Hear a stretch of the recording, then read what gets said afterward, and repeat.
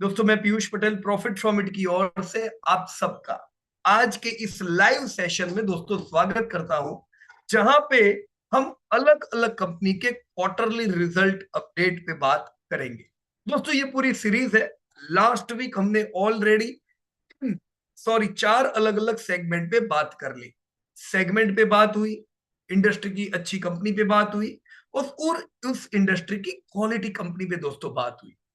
ये वीक आज फिर दोस्तों आज हम तीन अलग अलग सेगमेंट पे बात करेंगे। दोस्तों हम लोग बात करेंगे एलटीटीएस कंपनी पे। राइट, कौन से सेगमेंट से वो बिलोंग करती है, क्या एलटीटीएस में निवेश करें तो क्या हमें ग्रोथ मिल सकता है, हमें सस्टेनेबल प्रॉफिट मिल सकता है। हम दोस्तों एक माइक्रो कैप कंपनी मैप माई इंडिया पे बात करेंगे। क्या ये माइक्रो कैप कंपनी हमें ग्रोथ दे सकती है, कंसिस्टेंट प्रॉफिटेबिलिटी दे सकती है? अगर हाँ तो निवेश कर सकते हैं। पर चलो ये जानेंगे हम हमारे आज के प्रेजेंटर से। हम दोस्तों बैंकिंग के बारे में जानेंगे, प्राइवेट बैंकिंग में कैसा ग्रोथ रहेगा, कौन सी कंपनी है जहां पे हम लॉन्ग टर्म अच्छे ग्रोथ की उम्मीद रख सकते हैं। दोस्तों हम एचडीएफसी बैंक के लेटेस्ट रिजल्ट देखेंगे। आपने गिरावट देखी है बराबर की, तो ये गिरावट क्यों है, कब तक रह सकती है, इस पे भी दोस्तों हमें इंसाइट मिल सकती है। तो रेडी हो आप सब लोग? अगेन मैं रिमाइंड करा रहा हूं दोस्तों, नोट पैड पेन लेके बैठिए, क्योंकि आप लोग जो समय दोगे आज का ऑलमोस्ट 1 आवर का ये प्रोग्राम रहेगा दोस्तों, ये प्रॉपर यूटिलाइज करना है। तो जो डेटा पे बातचीत होगी उसको ध्यान से देखिएगा। कहीं भी क्वेरी आती है दोस्तों मन में ना रखिएगा, आप अपनी क्वेरी को पूछ दीजिएगा, ताकि हम सेशन के बाद आपकी क्वेरी भी हम क्लियर करेंगे। So all are ready? दोस्तों सबसे पहले हम शुरुआत किससे करेंगे? चलो हम शुरुआत करते हैं दोस्तों Larsen and Toubro technological service. दोस्तों एलटीटीएस जिसे हम लोग जानते हैं, कुछ ही समय पहले इनका आईपीओ आया था। And as you know, since IPO IPO खराब रहा था दोस्तों। आईपीओ के बाद पूरा साल डिस्काउंट रहा था share, but still we have been recommending this stock since long time. दोस्तों उसके बाद हमने अच्छी खासी रैली देखी। अब क्या, टेक्नोलॉजी सेक्टर अभी तो दोस्तों अफेक्टेड है। इस सेक्टर के बारे में हमको डिटेल में जानकारी देंगे दोस्तों डॉक्टर शेख जैद, जो कि प्रयागराज से है। दोस्तों डॉक्टर जैद डेंटिस्ट है, उनका प्रोफेशन, और अपने प्रोफेशन के साथ दोस्तों बढ़िया लर्निंग कर रहे हैं स्टॉक मार्केट की, और अच्छा इन्वेस्टमेंट करते हैं। तो हम जैद भाई से ये जानेंगे कि वो कैसे टाइम मैनेज करते हैं, सीखते हैं, और कैसे उसे इंप्लीमेंट करते हैं, और हम एलटीटीएस के नतीजे भी उनसे जानेंगे। So let me and help me welcome doctor Sheikh Zaid. Yes Zaid भाई, welcome. Thank you sir. Okay, good evening दोस्तों। एंड आज जैसा कि सर ने बताया कि हम एलटीटीएस से शुरू करेंगे, मैं स्पेशल थैंक्स प्रधान भाई को देना चाह रहा हूँ, बिकॉज उनके गाइडेंस में हमने ये पूरा रिसर्च स्टार्ट किया है।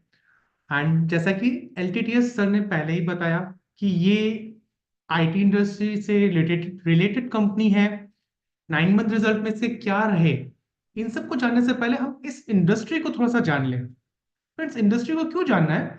बिकॉज ये वो इंडस्ट्री है जहां पे हम फ्यूचर इंडस्ट्रीज को कहते हैं, वैसी इंडस्ट्री 4.0 जिसको कहते हैं, ये कुछ उस तरह की इंडस्ट्री है जिसमें कि क्लाउड बेस, एआई बेस, इस तरह की कंपनीज जो इन चीजों में काम करती है वो इस इंडस्ट्री को बिलोंग करती है। अगर हम इस इंडस्ट्री के बारे में बात करें, means IT enabled service industry के बारे में बात करें, तो इस इंडस्ट्री में जो हम लिस्टेड कंपनीज के बारे में बात करते हैं, तो लिस्टेड कंपनी 61 है। इस 61 कंपनीज का 2023 में सेल्स कितना आया था? तकरीबन 40,000 करोड़ का सेल्स आया था। बट इसको मार्केट कैप कितना मिल रहा है? मार्केट कैप मिल रहा है 2 लाख करोड़ का, मींस ऑलमोस्ट 5 गुना ज्यादा। और आखिर ऐसा क्यों हो रहा है? सबसे पहली बात, एक स्टोरी स्टोरी क्या, कि ये आई से रिलेटेड इंडस्ट्री है। ये फ्यूचर में क्लाउड शेयरिंग जो चीजें हम जो अभी सुन रहे हैं, इन सब से रिलेटेड इंडस्ट्री है। बट क्या ये क्वालिटी इंडस्ट्री है? इसको देखने के लिए अगर हम इस इंडस्ट्री के ग्रोथ के बारे में बात करें, तो करंट ईयर में इस इंडस्ट्री में जो लिस्टेड कंपनीज हैं उन्होंने सेल्स में 28% का ग्रोथ दिया। 5 इयर्स में इन्होंने 14% का ग्रोथ दिया, और 10 इयर्स में 19% का ग्रोथ। मीन्स एक अच्छा ग्रोथ यहाँ पे इस इंडस्ट्री से हमको मिल रहा है। सेकेंड थिंग, जब हम आते हैं लिक्विडिटी पे, मीन्स इसके मार्जिन कैसे हैं, 11% के मार्जिन, जो कि एक अच्छे मार्जिन है। करंट रेशियो क्या है, करंट रेशियो क्या होता है फ्रेंड्स, कि current liability current asset current liability के अगेंस्ट कितना ढेर सारा है। तो करंट रेशियो पे 2.41 से ज्यादा है, जो कि अच्छा है। देन आता है trade days, trade days means उधारी कितने दिनों की है, तो 84 डेज का ट्रेड डेज है, जो कि कंफर्टेबल 3 महीने की उधारी आसपास है। इसके बाद हम नेक्स्ट रेशियो देखें, सॉल्वेंसी रेशियो, कि कहीं ऐसा तो नहीं कि इंडस्ट्री डेब्ट बर्डन वाली कंपनी से भरी है। जैसे कि हम जानते हैं कि आईटी से रिलेटेड ज्यादातर कंपनी ऑलमोस्ट डेब्ट फ्री होती है। तो डेब्ट टू इक्विटी रेशियो कितना है, 0.07 का। 0.07 का इक्विटी डेब्ट टू इक्विटी रेशियो क्या बताता है कि ज्यादातर कंपनीज डेब्ट फ्री है इस इंडस्ट्री की। डेब्ट रेशियो कितना है, 0.35। डेब्ट ratio means total liability total डेब्ट टोटल असेट्स के अगेंस्ट कितनी है। तो यहाँ पे भी एक कंफर्टेबल जोन है डेब्ट रेशियो में भी। Then OCFR means operating cash flow ratio, ये है 41% का। ऑपरेटिंग कैश फ्लो रेशियो क्या होता है कि कैश जनरेट कितना कर रही है। ठीक है, बहुत अच्छी कंपनी क्या कैश जनरेट कर रही है, तो इंडस्ट्री का operating cash flow ratio almost 41% का है। मीन्स कैश फ्लो भी यहाँ पे हमें अच्छा मिलता है। तो इस वजह से जो इसकी प्रॉफिटेबिलिटी है, तो पूरे इंडस्ट्री की return on equity means total equity के अगेंस्ट कितना रिटर्न उसने जनरेट किया 23 में, वो है 19% का। रिटर्न ऑन असेट कितना है, 12% का। और return on paid up equity means जो जिस इक्विटी से कंपनी स्टार्ट हुई थी उस पेड अप इक्विटी के अगेंस्ट कितना हमको मिल रहा है, 5 टाइम्स ज्यादा प्रॉफिट इसने जनरेट किया। मींस ये जो इंडस्ट्री है, ये ग्रोइंग इंडस्ट्री है जो हमको समझ में आई। ये अच्छे क्वालिटी वाली इंडस्ट्री है, ये हमें समझ में आया। साथ के साथ इसके साथ हमें फ्यूचरिस्टिक इंडस्ट्री देखने को मिल रही है, ये कि जिसमें एआई वगैरह का काम आ रहा है। तो यहां से अगर हमें कोई अच्छी कंपनी देखने को मिल जाए और अगर हम उस पर इन्वेस्ट करते हैं, तो वहीं से हमारा वेल्थ बन सकता है, राइट। ये तो क्लियर है हम लोग के लिए। आप तो यहाँ पे अगर हम अच्छी कंपनी ढूंढेंगे तो सबसे पहले हम देखते हैं मेजर शेयर क्या है। Major share means market cap जो मिल रहा है इस इंडस्ट्री में। तो सबसे ज्यादा मार्केट कैप किसको मिल रहा है, तो इंडस्ट्री के मार्केट कैप का 28% तो सिर्फ एलटीटीएस के पास है। सेकंड किसके पास है, टाटा टेक्नोलॉजी के पास। टाटा टेक्नोलॉजी जैसा कि आपको याद होगा ये अभी रिसेंट आईपीओ आया था, फिर भी इसका सेकंड लार्जेस्ट मार्केट कैप है, राइट। मींस यहाँ पे एलटीटीएस हमें मेजर शेयर रखती है मार्केट कैप। सेकंड फिर आता है सेल्स, कि धंधा मिल किसको रहा है। तो इस इंडस्ट्री में अगर हम सेल्स के बारे में बात करें तो सबसे बड़ा सेल्स मिल रहा है एलटीटीएस को, तकरीबन 20% के आसपास। अब जो टोटल सेल्स है उसका 20% के आसपास एलटीटीएस के पास है। मींस यहां से हमें ये तो क्लियर हो गया कि एलटीटीएस मार्केट कैप में भी एक मेजर शेयर रखती है, मींस इन्वेस्टर्स का अच्छा भरोसा है। साथ के साथ में जो इसका रेवेन्यू है, धंधा है, वो भी सबसे ज्यादा है। तो आगे एलटीटीएस की क्वालिटी को अगर देखें कि क्या ये और क्वालिटी में भी अच्छी है कि नहीं है, कि सिर्फ ये सेल्स और प्रॉफिट ही अच्छा, सेल्स और मार्केट कैप ही अच्छा रख रही है। तो इस हिसाब से अगर हम लिक्विडिटी देखें तो एलटीटीएस का 15% का नेट प्रॉफिट मार्जिन है। इंडस्ट्री का कितना था, 11% का। मींस इंडस्ट्री को आउट परफॉर्म कर रही है। करंट रेशियो है 3.4 का, इंडस्ट्री का कितना था 2.4, मींस यहां पे भी बेहतर है। ट्रेड डेज कितना है इसका, 79 डेज का। इंडस्ट्री का एवरेज कितना था, ऑलमोस्ट 84 डेज। देन आते हैं हम सॉल्वेंसी रेशियोज में। तो सॉल्वेंसी रेशियो में ये कंपनी डेब्ट फ्री कंपनी है, जैसा कि हमें एक्सपेक्टेड था। मोस्ट ऑफ द कंपनीज डेब्ट फ्री है, तो यहाँ पे भी डेब्ट फ्री होगी। डेब्ट रेशियो इसका है 0.28। 0.28 का डेब्ट रेशियो, यहाँ पे भी हम देखते हैं कि इंडस्ट्री को इसने आउट परफॉर्म किया। और ओसीएफआर मींस कैश फ्लो कैसा जनरेट हो रहा है, 86% ऑपरेटिंग कैश फ्लो है करंट लायबिलिटी के अगेंस्ट। तो यहाँ पे कैश फ्लो भी एक अच्छा जनरेट करने वाली कंपनी है।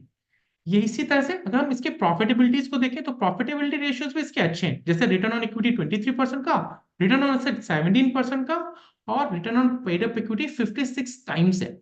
इट मींस यहाँ पे हमें अच्छी प्रॉफिटेबिलिटी भी मिलती है।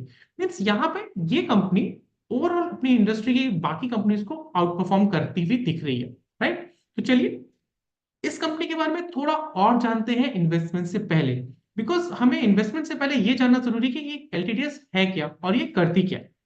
एलटीटीएस एलएनटी मींस उतना बड़ा ग्रुप जो एलएनटी है उससे निकली हुई कंपनी है। 2012 में एलएनटी ने एलटीटीएस को शुरू किया और 2016 में इसका हमें आईपीओ मिला। जैसा कि सर ने बताया था कि इसका आईपीओ जब आया था तो डिस्काउंट पे चल रहा था, बट वहां से भी अगर ये देखें एक अच्छी क्वालिटी कंपनी आगे बढ़ती है, हाँ वो वेल्थ बनाती है।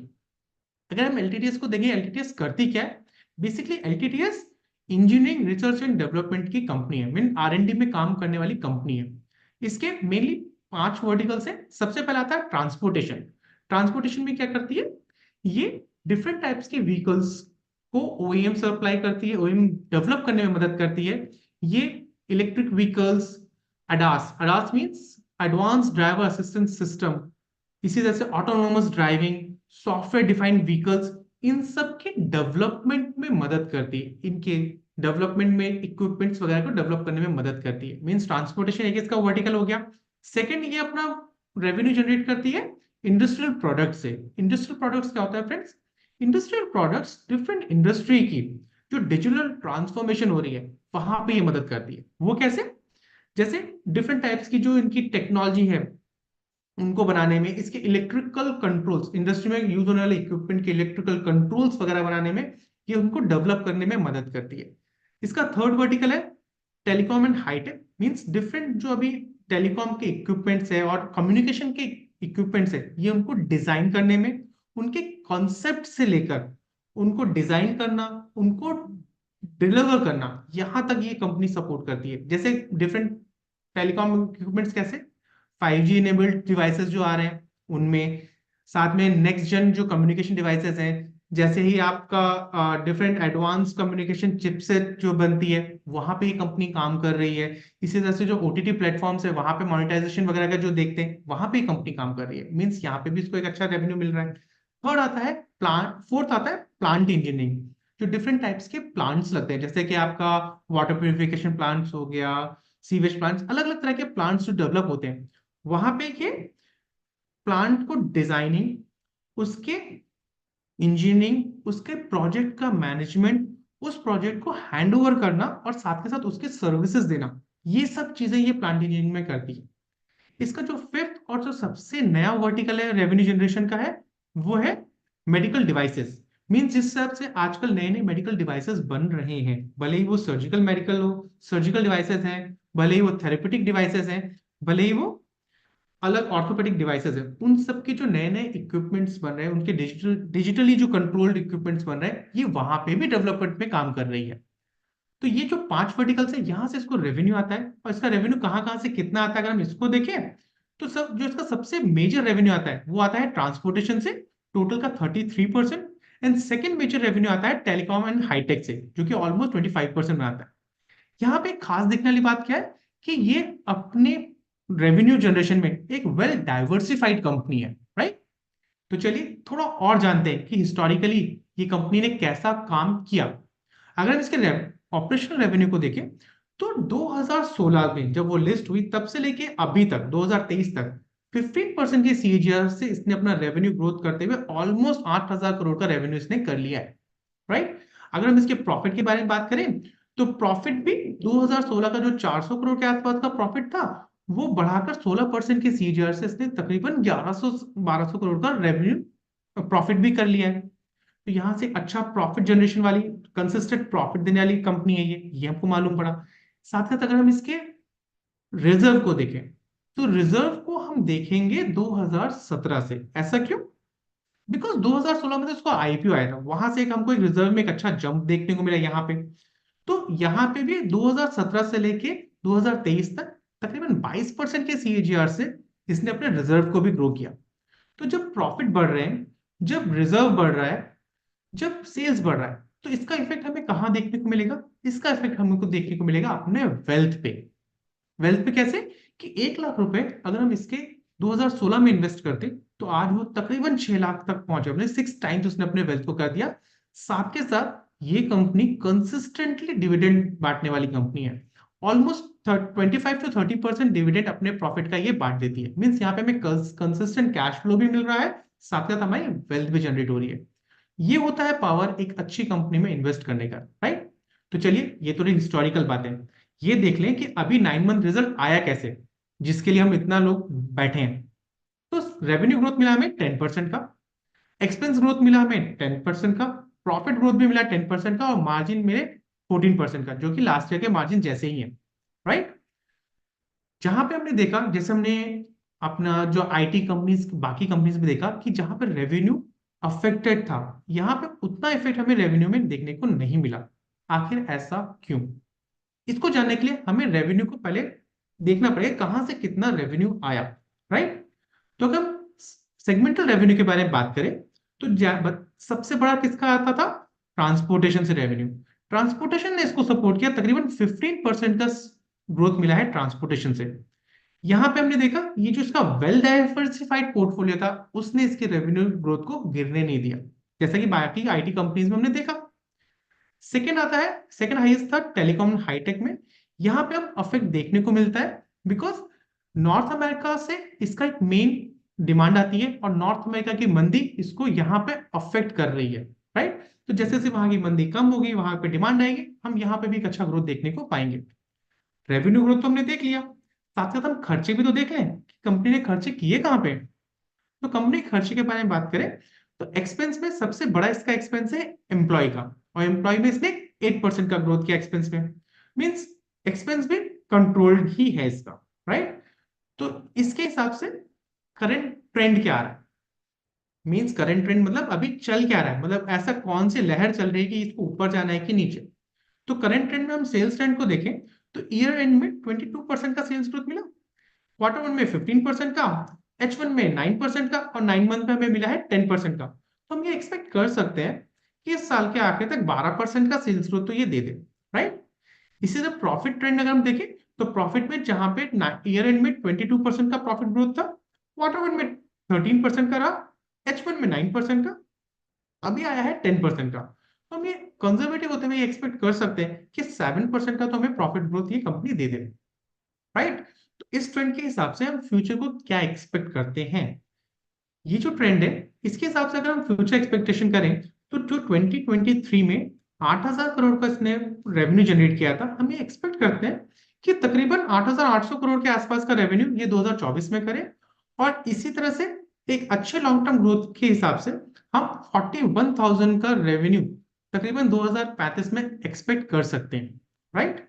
अगर हम प्रॉफिट के बारे में बात करें तो प्रॉफिट जो 2023 का तकरीबन 1174 करोड़ का था, वो 2024 में हम एक्सपेक्ट कर सकते हैं तो 1220 करोड़ के आसपास का प्रॉफिट जनरेट हो यहाँ पे।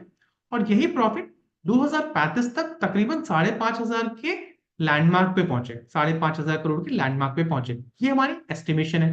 इस हिसाब से हमारा फेयर वैल्यू क्या बनता है? अगर हम फेयर वैल्यू देखें कंपनी की तो 2024 की फेयर वैल्यू है 3100। फेयर वैल्यू का मतलब क्या होता है फ्रेंड्स, कि इस वैल्यू पे ये ना बहुत सस्ती है ना बहुत महंगी है, राइट? और यही फेयर वैल्यू बढ़ते हुए 2035 में हमें तकरीबन 10,500 के आसपास का एक्सपेक्टेशन है। बट अभी चल क्या रहा है चार्ट पे वो देखना जरूरी है। सबसे पहले इसकी वैल्यूएशन देखिए तो पी है इसका 31 का, ट्रेल पी है 44 का, फॉरवर्ड पी है 47 का, और पीई रेशियो है 4.5। इट मींस इस प्राइस पे तो ये कंपनी थोड़ी सी महंगी है, राइट? तो हमें इसको कहां पे इन्वेस्ट करना चाहिए? हम इस कंपनी में तकरीबन 3300 के आसपास इसमें हम अपना पोर्टफोलियो में अपना एलोकेशन स्टार्ट कर सकते हैं। हमारा नियर टर्म टारगेट होगा तकरीबन 7,500 के आसपास, और लॉन्ग टर्म टारगेट तकरीबन 10,300 का होगा, राइट फ्रेंड्स? तो इस कंपनी में हमें अपने पोर्टफोलियो में रखना कितना चाहिए? नेक्स्ट जन इंडस्ट्री को बिलोंग करने वाली कंपनी, एक अच्छा ग्रोथ करने वाली कंपनी, एक वेल डाइवर्सिफाइड कंपनी, इसको हम अपने पोर्टफोलियो में रख सकते हैं 2 से 3%। फ्रेंड्स, एक और खास बात कि ये पूरा प्रेजेंटेशन सिर्फ एक एजुकेशनल पर्पस के लिए था, ये कोई बाइंग एंड सेलिंग टिप नहीं है। अपने बाइंग सेलिंग के लिए आप प्लीज अपना खुद का रिसर्च करें या अपने इन्वेस्टमेंट एडवाइजर से सलाह लें। Thank you friends. अब मैं पीयूष सर को बुलाना चाहूंगा कमेंट के लिए। Piyush sir. Thank you Zaid भाई, it was a wonderful presentation. जो डिटेल आपने बताई मैं नोट करता चला गया, और मैंने जो नोट की है बातें, राइट दोस्तों, जैद भाई का जो प्रेजेंटेशन आपने देखा हो, जो वो आपके साथ शेयर करना चाहते थे दोस्तों, उन्होंने जो बात बताई उसमें आपने शुरुआत में जो कंपैरिजन था कि भाई आईटी इंडस्ट्री की कंपनी हुई पर इनका प्रोडक्ट मार्केट क्या है, तो आपने देखा होगा कंपैरिजन में कई अलग अलग निश मार्केट की प्रोडक्ट थी, राइट? देखो, आईटी का ग्रोथ होना है कि नहीं? कंपनियों का स्पेंडिंग बढ़ने ही वाला है आईटी में। आज 5% कर रहे, अब 10 साल में देखोगे कि कंपनी 8% स्पेंडिंग करेगी। हर कंपनी चाहती है कि मैं कम लोगों से ज्यादा प्रोडक्टिव बनूं। तो कैसे बनेंगे? वो आईटी का इस्तेमाल करके बनेंगे। पर कौन से प्रोडक्ट सेगमेंट में काम करती है कंपनी, ये उनका आने वाला समय का ग्रोथ तय करती है, राइट। जैसे एलटीटीएस की जब बात की आपने, इनकी अलग अलग प्रोडक्ट सेगमेंट देखे जो सैयद भाई ने बताया, राइट। जैसे ऑटोमोबाइल हुआ, प्लांट इंजीनियरिंग हुआ, डाइवर्सिफाइड है तो अच्छा हुआ। हम आईपीओ से कंपनी के साथ है, और मैंने जो महसूस किया वो मैं आपके साथ जरूर बताऊंगा। दोस्तों, ऑटो में मंदी थी, तो ऑटो में मंदी थी, एलटीटीएस में मंदी थी, क्योंकि एलटीटीएस का मेजॉरिटी बिजनेस उधर से आता था, बड़ा धंधा उधर से आता था। तब दूसरे सेगमेंट इतने अच्छे नहीं थे। पर दोस्तों, मंदी में देखो दूसरे सेगमेंट इनके खड़े हुए, राइट। अब ऑटो अच्छा हुआ है, बाकी सेगमेंट भी अच्छा कर रहे हैं। तो मैं उम्मीद क्या रखूंगा आने वाले समय में दोस्तों, 15-20% का ग्रोथ तो मिलना ही चाहिए। पास्ट ग्रोथ कितना देखा, कौन बताएगा मेरे को? हाँ, जेड भाई ने कितना बोला पास्ट ग्रोथ एलटीटीएस का? 15%। दोस्तों, 15% ग्रोथ बहुत अट्रैक्टिव नहीं है। ये एक इमर्जिंग इंडस्ट्री है यार, 20% ग्रोथ तो उम्मीद करूंगा कि नहीं।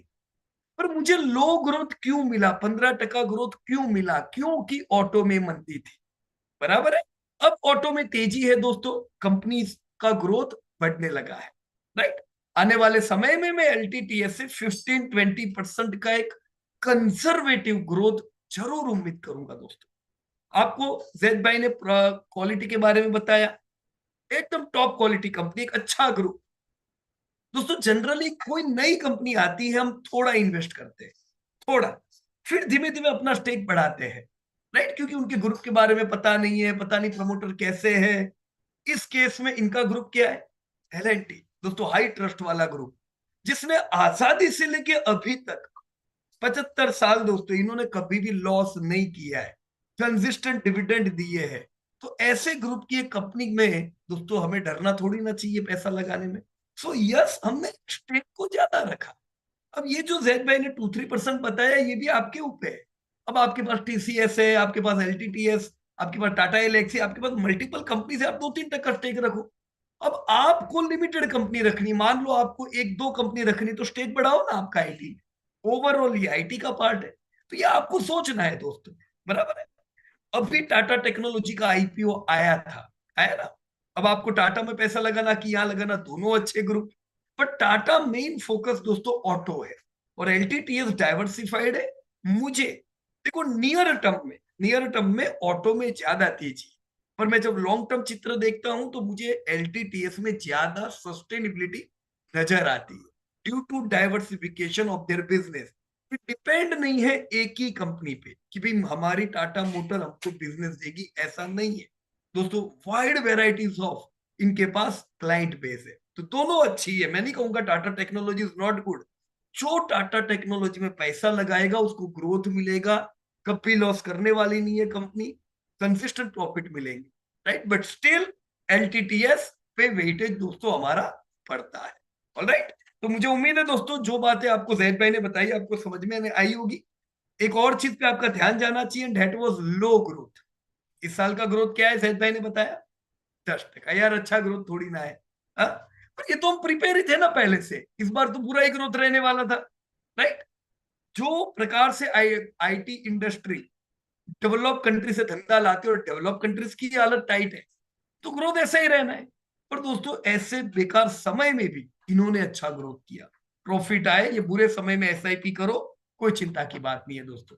आने वाले समय में जैसे ग्रोथ आएगा, हम इस कंपनी से बढ़िया उम्मीद करेंगे। देखो भी ग्रोथ 10% है, प्रॉफिट 10% है, पी आपको बताया 40 का है, राइट। क्यों? क्योंकि इन्वेस्टर उम्मीद करते हैं भविष्य में 20-25% ग्रोथ मिलेगा, राइट। तो अभी करेक्शन में है, वी शुड टेक बेनिफिट।